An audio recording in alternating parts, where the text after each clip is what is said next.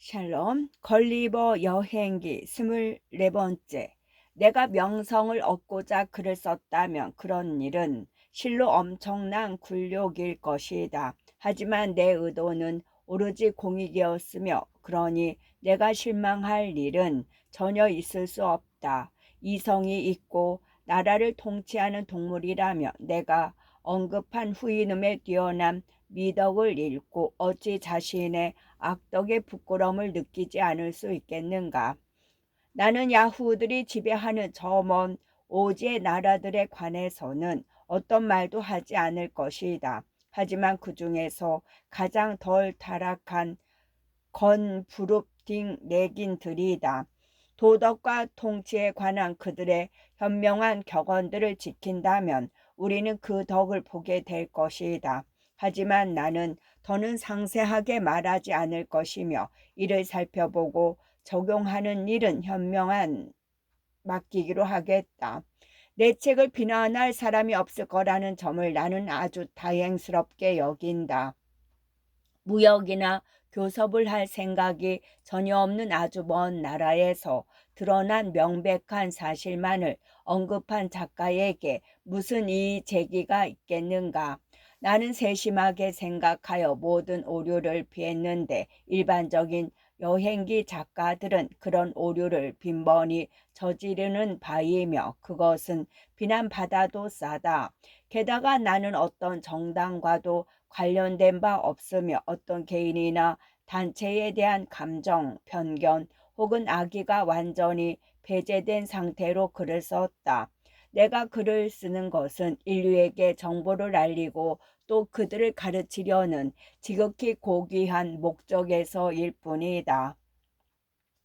나는 극도로 뛰어난 후인음들과 그토록 오랜 대화를 나누었으므로 그것 자체가 하나의 강점이 된다고 본다. 따라서 나의 우월함을 어느 정도 주장한다고 해도 오만하다고 볼 수 없을 것이다.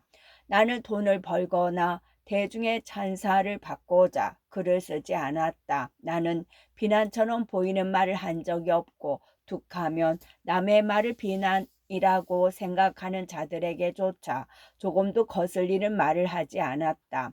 따라서 나는 전혀 부끄러울 것이 없는 작가라고 자처할 만하다. 그러니 비평자, 고찰자, 관찰자, 비판자, 검토자, 논평자 무리는 그들의 재능을 발휘할 어떤 시비거리도 찾아내지 못할 것이다. 고백할 게 하나 있는데 어떤 사람이 내게 영국의 신민으로서 귀국하자마자 외무 대신에게 각서를 제출할 의무가 있다고 기뜸한 적이 있었다. 왜냐하면 신민이 발견한 땅은 왕에게 속하기 때문이다. 하지만 내 책에서 다룬 나라들을 우리 영국이 정복하는 일은 멕시코 정복자 페르디난도 코르테스가 벌가벗은 남아메리카인들을 정복한 것처럼 그리 간단하지는 않을 것이다. 릴리퍼인들을 복종시키는 것이 육군과 해군을 동원할 만한 일이라는 생각을 들지 않으며 부릅딩 내긴들을 제압하려는 시도가 신중하다거나 안전하다는 생각 역시 들지 않는다. 또한 영국군이 그들의 머리 위로 날아다니는 섬을 편안하게 상대할 수 있을지도 의문이다.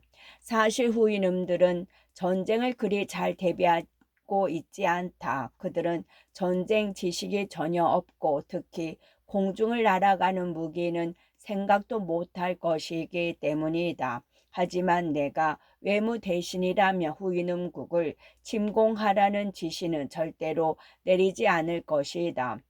그들의 신중함, 단결력, 두려움 없는 용맹함, 애국심 등은 군사 기술의 모든 결점을 충분히 덮을 수 있기 때문이다.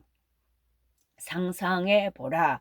2만 후인음이 유럽군의 중앙을 돌파하여 대열을 혼비백산케 하고 전차를 뒤집으며 군인들의 얼굴을 가공할 뒷발차기로 으깨 버리는 모습을 사방에서 보이받으며 뒤로 걷어찬다는 로마 초대 황제 아우구스투스의 특성은 후인음들에게 무척 잘 어울린다. 나라면 저 고결한 나라를 정복하는 대신 사절단을 충분히 파견하여 유럽을 교활할 여력이나 의향이 있는지 그들에게 물어볼 것이다.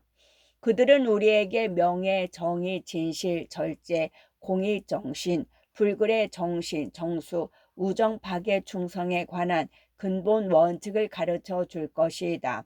이 모든 미덕의 명칭은 여전히 대다수 언어에 남아있고 고대 저술은 물론 현대 저술에도 그런 단어들이 나타난다. 나는 그리 많은 독서를 한 건 아니지만 그 점을 감당할 수 있다. 하지만 내가 새로운 땅을 발견함으로써 국왕폐하의 영토가 늘어나는 것을 다소 꺼림칙하게 여기는 데에는 또 다른 이유가 있다. 사실대로 말하자면 나는 영토 확장에서 군주들이 정의를 잘 배분하는지 약간 의심이 들었다. 예를 들어 폭풍 때문에 어딘지도 모르는 곳으로 내몰린 해적 무리가 있다고 치자. 돛대 꼭대기에서 한참 바다 너머를 보던 한 소년이 땅을 발견한다.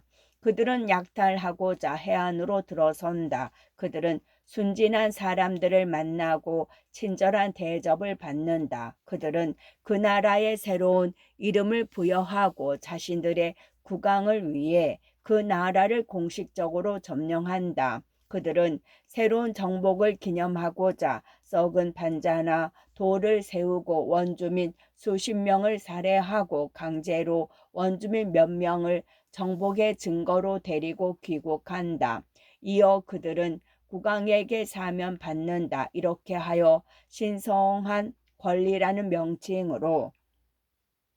명칭으로 획득한 새로운 영토의 통치가 시작된다. 원주민들을 내쫓기거나 몰살당하며 그들의 군주들은 금의 생산지를 말할 때까지 고문당한다. 무자비하고 탐욕스러운 행동들이 자유롭게 허용되며 땅은 원주민들의 피로 물든다. 이 저주받을 학살자 무리는 독실한 탐험대로 파견된 자들이며 우상을 믿는 야만스러운 자들을 개종시키고 교화하는 임무를 받은 현대의 식민지 개척단이다. 하지만 이 내용은 절대로 영국과 관련된 것이 아님을 밝힌다. 오히려 우리나라는 식민지 건설 과정에서 지혜롭고 세심하고 정정당당하여 세상의 본보기가 된다고 생각한다. 우리는 종교와 학문 분야의 향상을 위해 기부금을 아끼지 않는다. 우리는 그리스도교를 전파하고자 독실하고 유능한 성직자를 보내고 본국에서 분별력 있는 삶을 살고 올바른 정신으로 대화할 수 있는 사람들을 세심하게 선발하여 인민단으로 보내며 타락과는 무관한 재고로 유능한 관리들을 식민지로 파견하여 민정을 펼치게 하여 정의가 고루 실천되도록 엄격하게 신경 쓴다. 마지막으로 우리는 가장 부지런하고 고결한 총독을 식민지로 파견하는데 이들은 자신이 통치하는 신민의 행복과 주인인 국왕의 명예만 생각하는 인재이다. 하지만 내가 서술한 나라들은 인민단에 의해 순순히 정복되고 노예가 되고 내쫓기거나 학살당할 것처럼 보이지 않는다. 또 내 보잘것없는 생각으로는 그런 나라들엔 금, 은, 설탕, 담배가 풍부하지도 않아 우리의 열정, 용기, 관심의 대상으로는 부적합해 보인다. 그러나 해외 사업에 종사하는 사람들이 나와 다른 생각을 하고 있다면 나는 적법하게 소환되었을 때 기꺼이 어떤 유럽인도 나보다 먼저 그 나라들을 방문한 적이 없다고 증언하겠다. 물론 그곳 원주민들의 말을 믿을 수 있다면 말이다.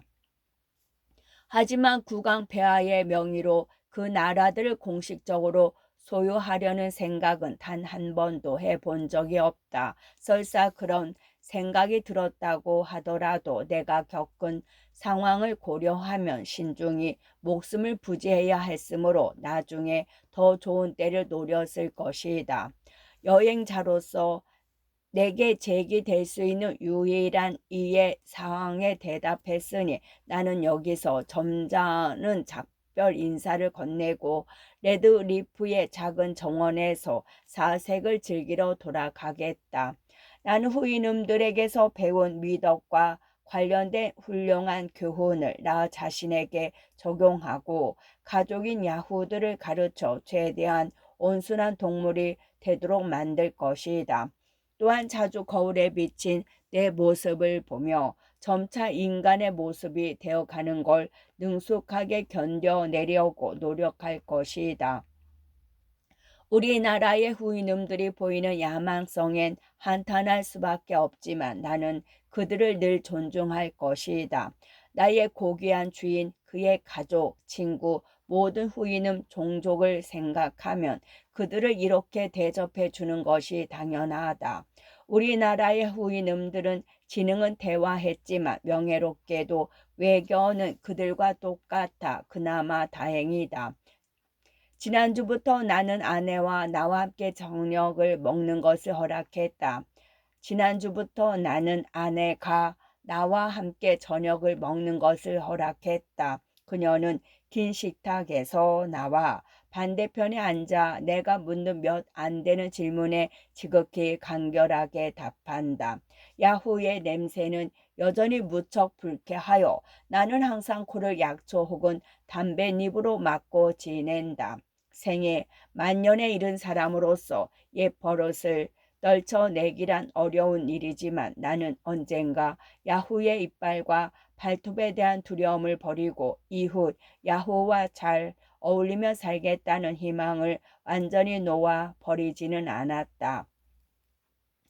야후가 전성적으로 어쩔 수 없는 악덕과 어리석은 짓만 한다면 내가 다시 야후 종족과 조화를 이루는 건 그리 어렵지 않을지도 모른다. 나는 변호사, 소매치기, 대령 천치, 영주, 노름꾼, 정치인, 뚜쟁이, 의사, 증인, 위증교사자, 대리인, 반역자 등을 본다고 해도 전혀 화나지 않는다. 이들은 모두 자연스러운 사물의 질서에 따라 행동하는 것이다. 하지만 몸과 마음에 병이 들어 기형으로 뒤틀린 자들이 교만을 떠는 걸 보면 그 순간 나의 인내심은 바닥나고 만다. 어떻게 동물이 저런 악덕과 혼연일체가 될 수 있는지도 이해할 수 없다. 이성적인 동물의 주된 특징인 모든 탁월함을 풍성하게 갖춘 저 현명하고 고결한 후인음의 언어엔 교만의 악덕을 가리키는 단어가 없다. 그들의 언어엔 야후의 혐오스러운 특징을 나타내는 단어를 제외하면 악을 표현하는 단어가 일체 없다. 그들은 야후의 악덕 중 교만을 따로 구별해 내지 못하는데 그것은 후인음들이 야후가 통치하는 다른 나라에 가본 적이 없어서 인간의 본성을 철저하게 이해하지 못하기 때문이다. 하지만 그런 경험이 풍부한 나는 야생 야후들 사이에서 그런 교만함의 조짐을 명백히 볼 수 있었다. 하지만 이성의 통제를 받으며 사는 후인음들은 자신들의 훌륭한 특성을 자랑하지 않는다. 그건 내 다리나 팔이 멀쩡히 있다고 자랑하지 않는 것과 마찬가지이다. 팔이나 다리가 없다면 틀림없이 비참하겠지만 그것이 있다고 자랑하는 자 또한 제 정신이라고 볼 수 없다. 내가 이 주제를 길게 언급하는 건 영국의 야후 사회를 어떻게든 견딜 만한 것으로 만들어 보려는 소망이 있기 때문이다. 그러니 그런 어리석은 악덕을 조금이라도 갖고 있는 자는 내 앞에 나타나지 말기를 간청한다.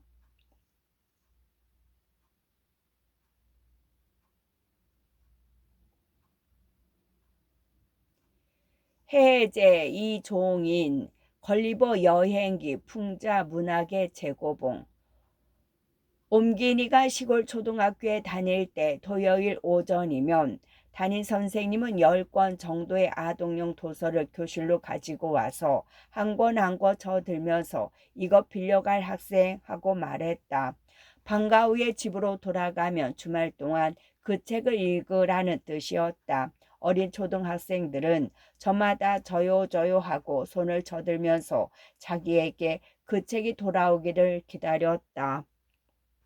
나는 어느 주말 오전 아마도 7, 8번째로 어떤 책을 선생님으로부터 빌려받게 되었다. 그 전에 선생님이 저든 신나는 전투 이야기, 아름다운 소녀 이야기 같은 책은 이미 다 나가버리고 어떤 서양 어른과 말이 나란히 서서 웃고 있는 표지의 책이었는데 그리 재미있을 것 같지 않았다. 그래도 없는 것보다는 낫다고 생각하여 받아온 책이 바로 조너선 스위프트의 걸리버 여행기였다. 이처럼 이 책과의 첫 만남은 주로 어릴 적 아동용 도서를 통해서이지만 나중에 어른이 되어 이 책을 다시 읽어보면 아주 심오한 내용을 담고 있는 작품임을 알고 당황하게 된다. 실제로 1, 2분을 재미있게 읽고 더욱 흥미진진한 이야기가 전개될 것으로 기대하면서 3, 4부에 들어선 우리는 아주 당황스러운 풍경과 현상을 목격하게 된다. 3, 4부는 앞의 이야기들과는 너무나도 달라서 이것이 과연 같은 책인가 하는 느낌이 들 정도인 것이다. 그러나 작가의 생애와 그가 살았던 시대 그리고 작가의 풍자 정신 등을 잘 이해하고 나면 이 소설이 아주 흥미로운 책임을 알게 된다. 가령 상상의 나라를 다녀온 여행기를 실제 이야기라고 강력하게 주장하는 걸리버 선장에게서 우리는 진실과 거짓의 경계가 실은 불명확하다는 20세기 포스트 모더니즘의 씨앗을 발견할 수 있으며 말 대신 사물을 가지고 의사표현을 하자는 라가도 학술원의 계획은 언어와 재현의 분리치 문제를 아주 진지하게 제시한다. 또 네 발로 달리는 말이 오히려 인간보다 더 지혜로운 동물이라는 주장이 나오는 제4부에 이르면 우리는 이런 엉뚱한 역발상을 어떻게 이해해야 할지 난처함과 당황스러움을 동시에 느끼게 된다.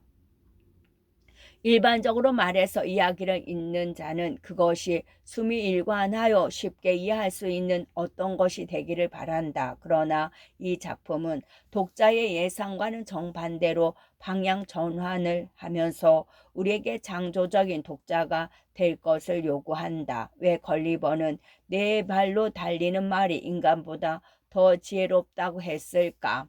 왜 인간이 이성적인 존재가 아니라고 말했을까? 소설 말미에 나오는 걸리버의 광기를 우리는 어떻게 이해해야 할 것인가? 판타지매는 틀림없는 이야기를 왜 걸리버는 100% 진실이라고 했을까? 이 해제는 이런 질문들에 답변하기 위해 작성되었다.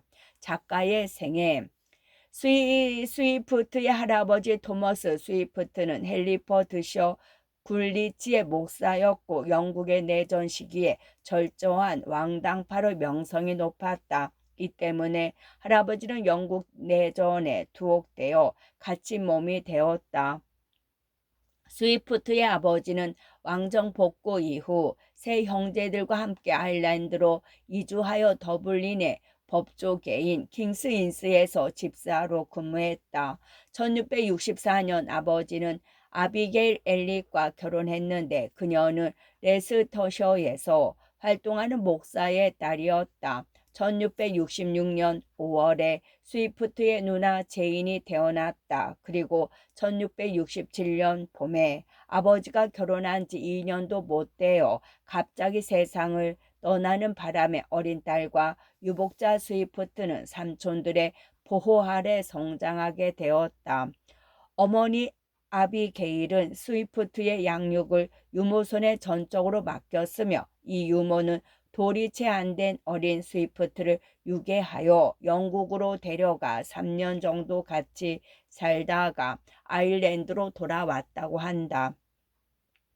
스위프트에 의하면 이 유모는 그를 아주 좋아하여 읽고 쓰기를 가르쳤다. 스위프트가 유모의 손을 떠나 어머니 손에 넘겨졌을 때에 어머니는 거의 그를 무시하다시피 했고, 스위프트가 6살 무렵에 그를 더블린에서 무려 70마일 110km나 떨어진 곳에 있는 학교에 보내놓고 나서 누나 제인과 함께 아예 아일랜드를 떠나 영국으로 돌아가 버렸다.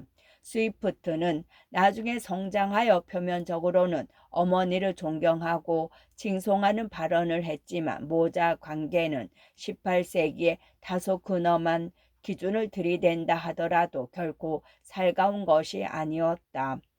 아버지가 없고 어머니의 자상한 보살핌도 없이 삼촌들에게 의존하며 자라야 했던 환경 탓에 조너선 스위프트는 어릴 적부터 불안감을 느끼며 살았을 것으로 보인다. 하지만 정규 교육은 잘 받았다. 6살에 아일랜드에서 가장 좋은 학교인 킬케니 그래머 스쿨에 입학했고, 이어 1682년에는 더블린의 트리니트 칼리지에 입학했다. 여러 해 뒤에 집필되었고 스위프트의 가족이라는 제목으로 스위프트 사후인 1755년에 발간된 단편적인 자서전에서 그는 자신을 이렇게 묘사했다. 친척들의 홀대와 좌절과 실망을 심하게 겪었으며 그 결과 학업을 게을리하고 역사책과 시집만 주로 읽었고 1686년 2월 대학을 간신히 졸업했다. 대학 시절에 그는 뛰어난 학생은 아니었으나 그렇다고 완전 낙제생이 될 정도도 아니었다. 그는 1689년 2월까지 석사 학위를 딸 목적으로 트리니트 칼리지에 그대로 머물렀다.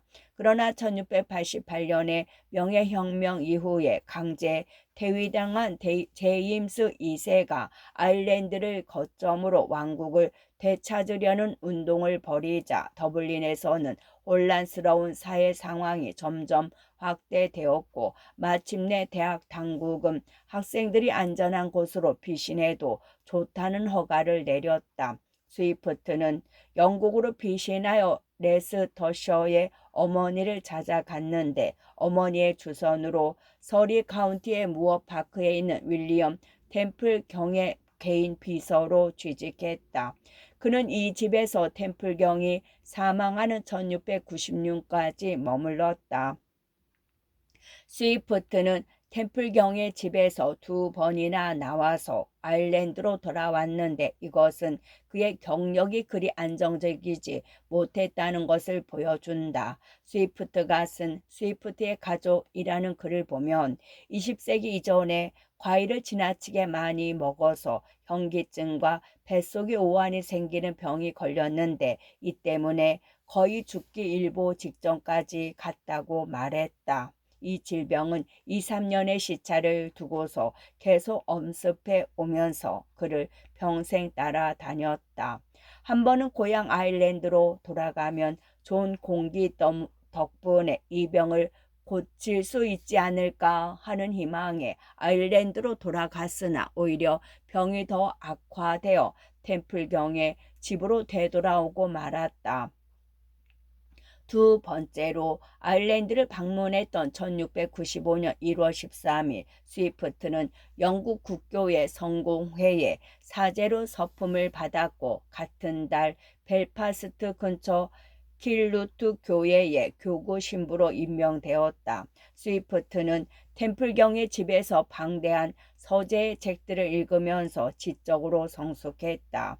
여기서 그는 웨스터 존슨 훗날의 스텔라를 만나게 되는데 그녀의 아버지는 홀 아비로서 템플경의 집에서 저택관리인으로 일하고 있었다. 스위프트가 무어파크에 처음 왔을 때 그녀는 8살이었고 스위프트는 22살이었다. 그가 스텔라의 교육을 맡으면서 두 사람 사이의 우정은 깊어져 갔다. 1692년 스위프트는 템플경의 주선으로 옥스퍼드 대학에서 석사 학위를 받았다. 그는 1693년에는 템플경의 심부름으로 갱스턴으로 가서 윌리엄 3세를 아련했다. 왕은 국제의 문제와 관련하여 템플경의 조언을 구했는데 그 메시지의 전달자로 스위프트가 나선 것이었다. 1691년과 1694년 사이에 그는 다수의 시를 썼으나 높은 평가를 받지는 못했다. 그 후 산문, 특히 풍자적인 내용의 산문을 발표하면서 그의 진가가 발휘되기 시작했다. 특히 1696년과 1699년 사이에 무어파크에서 집필한 글들이 큰 주목을 받았다. 이 시기에 집필한 통 이야기는 그의 대표적 논문이다. 이 글은 종교와 학문 분야의 부정부패를 통렬하게 비판하고 풍자했다. 1699년 템플경이 갑자기 사망하자 스위프트는 다양한 체험과 엄청난 불안정을 겪는 시기에 들어서게 되었다. 1699년 여름에 당시 아일랜드 대법관으로 부임하게 된 버클리 백작의 개인 비서 자격으로 더블린으로 돌아갔다. 그 후 스위프트는 1701년 1702, 1703, 1707년에서 9년 등 4차례에 걸쳐 런던으로 되돌아가서 그곳 지식인들 사이에서 재치가 풍부한 작가라는 평판을 받았다. 그는 무어파크에 있을 때 이미 길 루트의 부재직을 사임했으나 그 후에 아일랜드의 여러 성공의 교회의 사제로 추천되었는데 그중 가장 중요한 것이 더블린에서 그리 멀리 떨어지지 않은 라라코어의 사제직이었다. 1704년 통이야기가 익명으로 발표되었으나 런던 지식인 사회에서는 스위프트가 저자라는 사실이 널리 알려져 있었다. 1709년에 휘그 당원인 조지프 윌드 에드슨이 테틀러지를 창간하면서 스위프트는 이 잡지에다 여러 편의 글을 실었다. 이렇게 하여 일반 독자들뿐만 아니라 조지프 에드슨이 이끄는 휘그당 작가들의 주목을 받게 되었다. 스위프트는 출생이나 교육 배경을 감안하면 휘그당이었고 또 그가 써낸 여러 정치적 평론들은 17세기 휘그당 정통을 따르는 것이었다. 하지만 그는 영국 국교회에 대하여 열정적인 충성을 바치는 사제였고 그리하여 비국 교도들에게 점점 더 관용을 취하려는 휘그당의 의구심을 품고 있었다. 그는 세월이 흘러가면서 이러한 충성심의 갈등을 점점 더 점해하게 의식하게 되었다. 1710년 9월에 스위프트에게 새로운 정치적 변화의 계기가 찾아왔다. 로버트 할리와 헬리션트가 이끄는 토리당 내각이 휘그당 내각을 몰아내고 정권을 잡은 것이다. 이 새로운 내각은 프랑스와의 교전 상태를 종식시키려 했을 뿐만 아니라 휘그당에 비하여 영국 국교회를 더욱 보호해 주려는 태도를 취했다. 이렇게 바뀐 정국에 대한 스위프트의 열렬한 반응은 스텔라에게 보내는 편지에 잘 드러나 있다.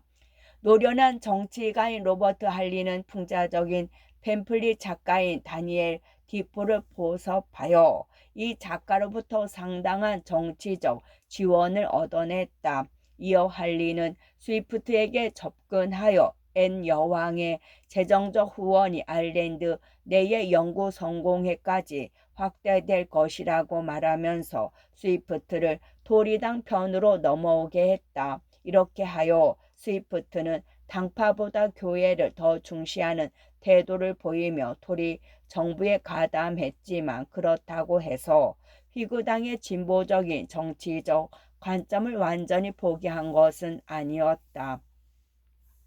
가령 스위프트는 토리당이 말하는 왕권 신수설을 전혀 믿지 않았다. 그는 절대 권력을 국민으로부터 나오고 영국의 국제는 왕, 귀족, 평민 사이에 권력이 공유되는 형태를 취해야 하고 이렇게 함으로써 어느 한편의 독재를 막을 수 있다고 믿었다. 스위프트는 곧 토리당의 중요한 홍보 담당 선정관이 되었고 1710년 10월 말에는 토리당의 잡지인 이그 제미너의 편집을 맡아서 1711년 6월 14일까지 편집장으로 일했다. 그는 프랑스와의 평화를 주장하는 토리당을 지원하기 위하여 여러 팜플릿을 써냈다. 이렇게 하여 영국 의회 내에서 평화를 지지하는 결의안이 통과되었다. 행정부 내의 스위프트의 친구들은 그의 활동을 높이 평가했으나 그의 활동에 대한 보상은 아주 느리게 찾아왔다. 1713년 4월 그의 공로에 대한 농공 행상이 이루어졌을 때 그 자리는 그가 원했던 영국 내의 주교 자리가 아니라 더블린의 성 페드리 대성당의 주임 사제직이었다. 앤 여왕과 많은 고관들은 통일하기를 종교의 적대적이라 여겨서 스위프트가 잉글랜드 내에서 보직을 받는 것에 반대했다. 하지만 잉글랜드의 주임 사제직과 주교직을 아일랜드 태생의 잉글랜드인에게는 주지 않는 것이 당시의 일반적 관행이기도 했다. 그러나 1714년 8월 앤 여왕이 사망하고 조지 1세가 등극하면서 토리당 내각은 붕괴되었다. 휘구당이 다시 정권을 잡으면서 정적에 대한 마녀 사냥이 시작되어 옥스퍼드 공과 볼링브로크 공이 대역죄로 기소되었다. 볼링브로크는 프랑스로 달아나서 재판을 피했고 옥스퍼드는 재판을 받고 투옥되었다. 1722년 스위프트의 친구 애터버리도 제커바이트 음모에 가담했다는 날조된 죄목으로 재판을 받고 투옥되었다. 스위프트는 토리당 정부 시절에 공개적으로 토리당을 지원한 사실 때문에 언제 기소될지 모르는 불안한 나날을 보내야 했다. 스위프트는 이런 상황 아래에서 아일랜드로 돌아갔고 1726년과 1727년 두 차례 런던을 방문한 것을 제외하고는 그 후 평생을 아일랜드에 머무르게 된다. 그가 아일랜드로 돌아왔을 때 잉글로 아일리스 휘그당은 스위프트의 토리당 내각에 참여한 경력을 지적하며 조롱과 경멸을 퍼부었다. 그는 주임 사제직에만 충실하면서 외부와의 교제를 일체 끊어버렸다.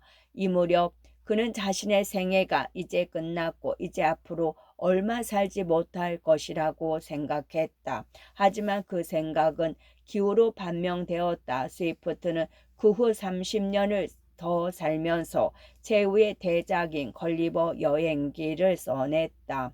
걸리버 여행기는 1720년 말에 집필이 시작되었다. 그보다 전인 1713년경에 신 알렉산더 포프, 극작가 존 게이, 조너선 스위프트 등은 스크리플레크스 클럽이라는 문인 클럽을 결성하고서 스크리플레루스라는 가상인물의 회상록을 한번 써보자는 계획을 세웠는데 그 중에는 이 가상인물이 해외 여행을 다녀온 부분이 들어있었고 이 부분에 지프를 평소 여행기 읽기를 좋아했던 스위프트가 맡게 되었다.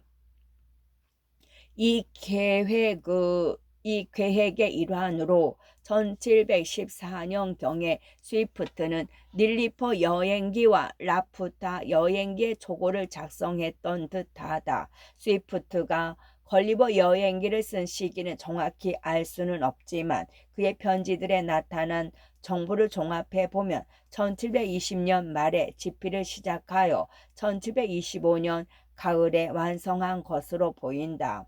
1부와 2부는 대체로 1721년에서 2년 사이에 썼고 제4부는 1723년 그리고 제3부는 1724에서 5년에 썼다. 그리고 책이 출간되는 과정에서 현재와 같은 4부의 순서와 체제를 갖추게 되었다. 걸리버 여행기는 1726년 10월 28일 출간되었고 독자들의 반응은 폭발적이라고 할 정도로 뜨거웠다. 촛반이 일주일 사이에 매진되었고 그 후 3주 이내에 1만 부가 판매되었다. 출간 2년 이내에 프랑스어로는 2번, 네덜란드어로, 독일어로는 각 한 번씩 번역이 되었다. 이 작품은 피카레스크 소설, 상상 속의 여행기, 모범을 제시하는 역사서, 장편소설, 아동용 우화, 알레고리, 정신적 전기, 과학소설, 여행기, 과학 논문, 철학 논문, 정치적 풍자, 매니포스, 풍의 풍자, 이야기의 형태를 취한 풍자, 로망스 등 다양한 방식으로 읽을 수 있다. 스위프트는 1720년대에 들어오면서 의기소침한 상태에서 벗어나 공공 업무에 관한 관심을 다시 보이기 시작했고 또 시를 다시 쓰기도 했다. 그가 1720년대 내내 그리고 1730년대 초기에 써낸 일련의 논문들은 아일랜드의 경제적, 사회적, 문화적 문제들을 통렬하게 풍자하는 것들이었다. 그는 아일랜드의 처참한 현실을 목격하면서 로버트 원폴 경이 이끄는 영국 희구당 정부의 맹공을 퍼부었다. 그는 아일랜드가 그처럼 낙후된 것은 영국 희구당 정부의 맹목적인 태도 때문이라고 비판했다. 그가 아일랜드 문제를 거론한 논문으로는 드레피어의 편지와 겸손한 제안이 있다. 영국이 아일랜드를 수탈하는 데 대한 풍자는 걸리버 여행기에 제3부 날아다니는 섬에서 암시적으로 묘사되어 있다. 스위프트의 생애 만년은 여러 억측들이 난무하는 시기이다. 그가 한번 화를 내면 억제할 줄을 모르고 또 자기 통제가 되지 않아 주위 사람들을 아주 불편하게 만들었다는 이야기들이 나돌았다. 심지어 그가 정신 이상이 되었다는 설도 나왔다. 그는 젊은 시절부터 현기증과 뱃속에 오한이 생기는 병으로 고생해 왔기 때문이다. 그러나 그 증세는 스위프트 시대의 사람들이 추측한 것처럼 정신 이상은 아니었다. 그는 1730년대에도 여전히 정신적으로 활발했고 더블린의 가장 명망 높은 시민이면서 아일랜드의 애국적 주임사제였다. 그러나 1730년대 후반 현기증과 난청이 더욱 심해졌다. 이 당시 에드워드 영이라는 인사는 스위프트 일행과 함께 더블린에서 1마일 1.6km 정도 떨어진 곳으로 산책을 나갔다. 영은 당시를 이렇게 회고했다. 우리가 시골길을 걸어가는데 스위프트가 갑자기 걸음을 멈추었다. 나는 그가 우리를 따라오지 않는 것을 보고서 걸음을 되짚어 갔다. 그는 조각상처럼 우뚝 멈춰서서 멋진 누름나무를 하염없이 올려다보고 있었다. 그 나무의 으듬지 가지들은 상당 부분 시들어서 썩어가고 있었는데 스위프트는 그 가지를 가리키면서 이렇게 말했다. 나는 저 나무처럼 될 거야. 나는 꼭대기부터 죽어가게 될 거야. 이런 에피소드에서 볼 수 있듯이 스위프트는 자신이 평생 알아온 메니에르 병 때문에 자신을 정신병 기질이 있는 사람으로 생각한 것 같다. 1737년 그의 70회 생일을 맞아서는 더블린 전역에서 축하 행사가 열렸다. 그러나 그 직후 중풍을 맞아서 실어증이 걸렸고 1742년에는 스스로 자신의 일을 처리할 수 없는 상태라는 진단이 내려져 그의 친지들은 그를 마음과 기억이 온전치 못하다라고 선언하고 보호자를 붙여주었다. 스위프트는 1745년 10월 19일에 사망했고 평생 모아온 재산을 아일랜드의 최초 정신병원인 성 패트릭 정신병원 건립에 보탰으라고 내놓았다. 그의 시신은 성 패트릭 대성당에 안치되었는데 스텔라 바로 옆 자리였다. 성당 벽에는 생전에 스위프트가 작성한 다음과 같은 라틴어 비명이 걸렸다. 여기에 신학 박사이며 이 교회의 주임 신부인 조너선 스위프트가 누워있다.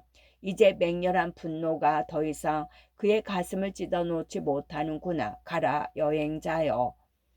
그리고 할 수 있다면 본받으라. 온 힘을 다하여 자유를 옹호하려고 노력한 자를.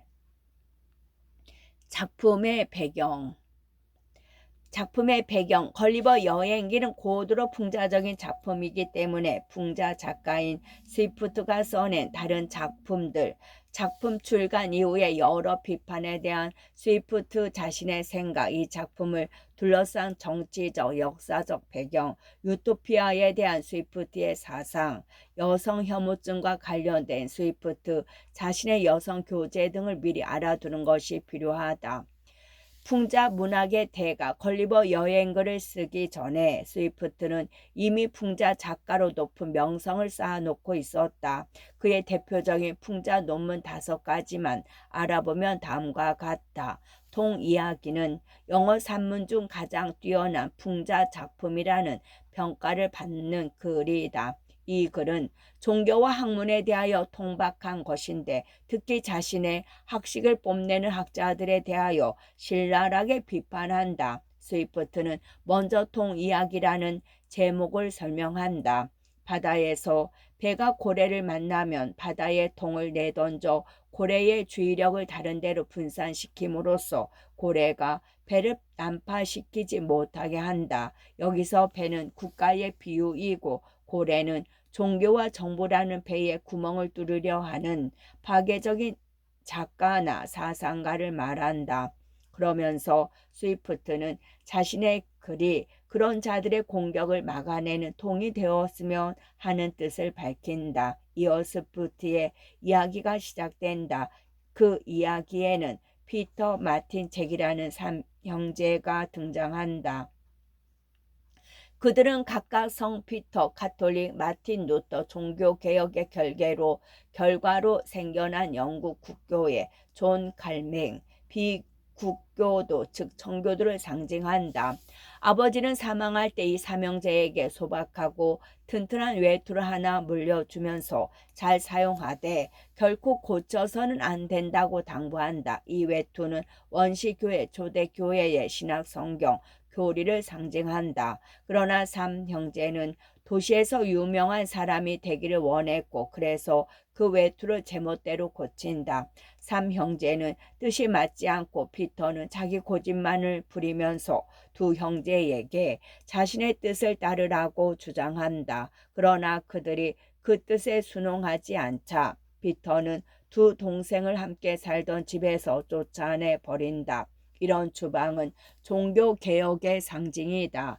스위프트는 이어 마틴과 잭의 움직임을 묘사한다. 마틴은 과거의 외투에 달았던 쓸데없는 장식들을 제거하고 원래의 상태로 되돌리려고 노력한다.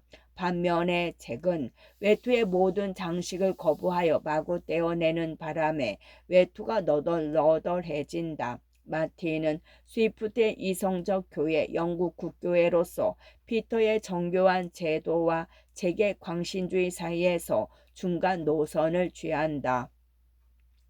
이어 이야기에는 다른 화제로 빗나가서 스위프트는 광기에 대해 묘사한다. 그는 광기가 뱃속의 나쁜 증기가 머리 쪽으로 올라와서 생기는 현상이라고 진단한다. 이 광기에서 좋은 결과와 나쁜 결과가 생겨나는데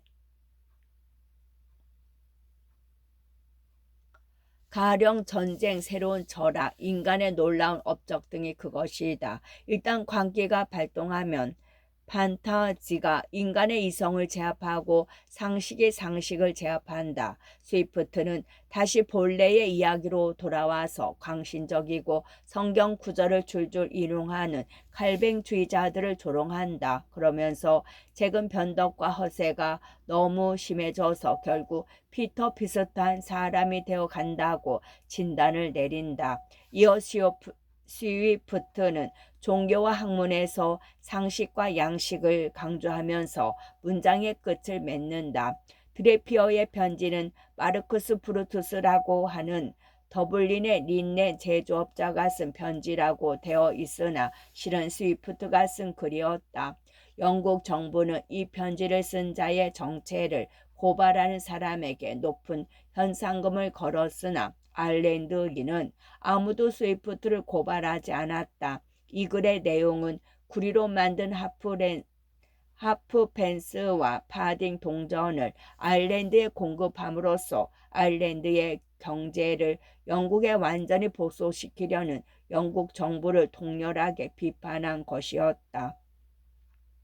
1722년 아일랜드에 통용 중인 동전이 오래되어 낡은 것이 되어버려 귀해지자 새 동전을 해야 되었다. 그러나 아일랜드에는 조폐국이 없었으므로 영국 정부는 올버햄턴의 제철업자인 윌리엄 우드에게 10만 파운드 상당의 하프페니와 파딩을 주조하라고 직허 임금의 허가를 수여했다.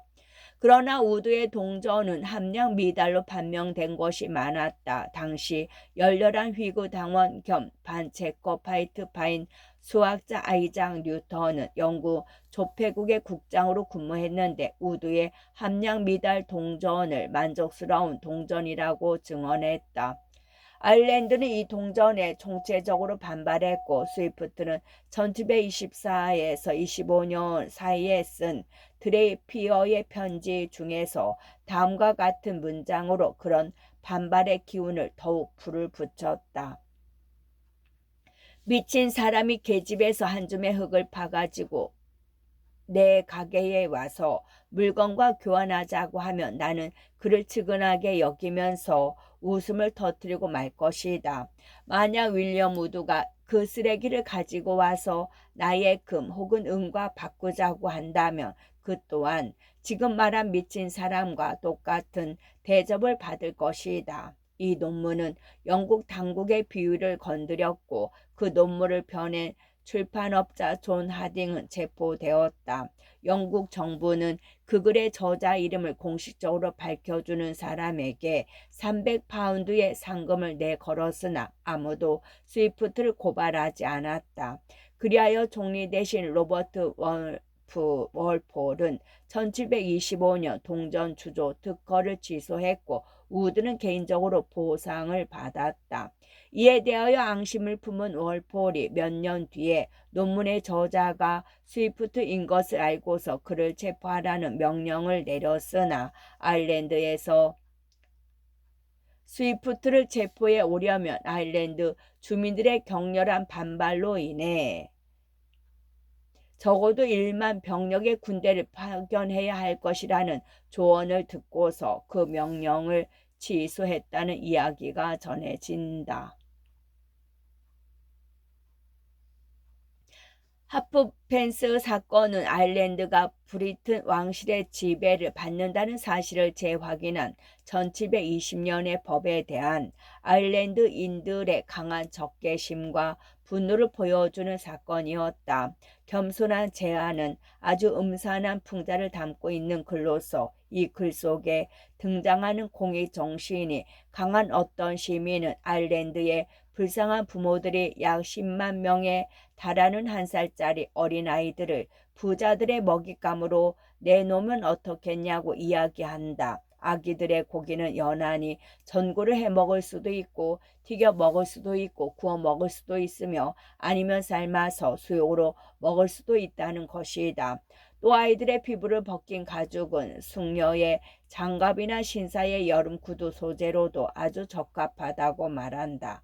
이렇게 하면 그 부모들은 아이들을 부양하지 않아서 좋고 또 아이들을 팔아 먹어서 돈이 생기니 이중으로 좋아져서 아일랜드 경제가 크게 발전할 것이라고 제안하는 내용이다. 이 논문은 영국이 아일랜드를 현재 잡아먹고 있다는 주장을 좀 더 과장되게 진술하여 풍자의 효과를 높이고 있다. 기독교의 폐지를 반대하는 주장은 영국 내에 기독교를 폐지할 필요가 없다고 반어적으로 말하고 있다. 그 이유는 현재의 영국에는 기독교라는 이름 붙일 만한 것이 전혀 없기 때문이다. 하지만 교회는 아주 유익한 사교적 목적에 봉사하고 있다고 풍자한다. 교회가 아니라면 남자는 도대체 어디 가서 여자를 만날 것인가? 그곳에서처럼 사업 모임이 활발하게 벌어지는 곳은 없으며 각종 거래가 활발하게 이루어지고 또 그곳처럼 달콤한 잠을 유도해 주는 곳이 또 어디에 있는가. 이러한 논문 이외에도 스위프트는 어떤 사기꾼 점성술사를 매섭게 공격한 일도 있었다. 그가 런던에서 활동할 당시에 존 파트리지라는 점성술사가 앤 여왕의 죽음을 예언하고 영구 성공회를 공격하자 스위프트는 아이자 비커스테프라는 필명으로 파트리지가 1708년 3월 29일 밤 11시에 죽는다는 내용의 팜플릿을 발표했다.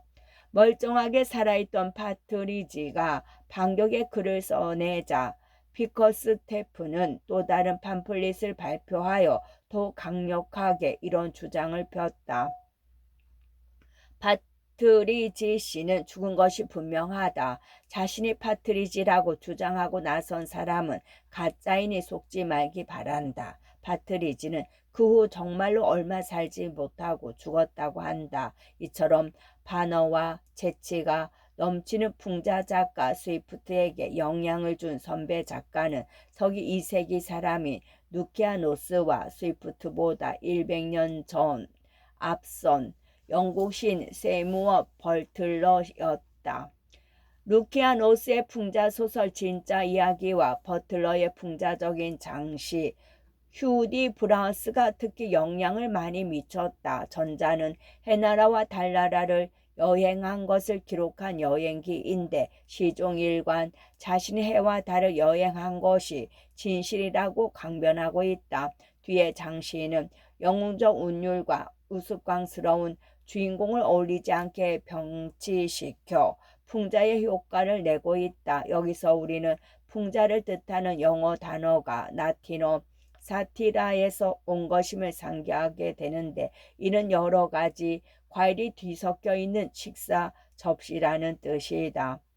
풍자의 한 가지 목적은 이상과 실제, 상상과 기억, 사람들이 이러이러해야 한다고 말하는 세상과 실제로 존재하는 세상 사이의 차이점을 지적하는 것이다. 그리하여 풍자적인 글이 내포하고 있는 속뜻은 이런 것이다.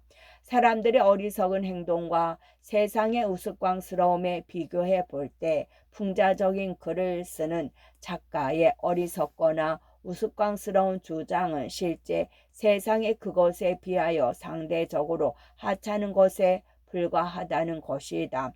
세무월 버틀러의 이러한 풍자는 조너선 스위프트에게 깊은 영향을 미쳤다. 계속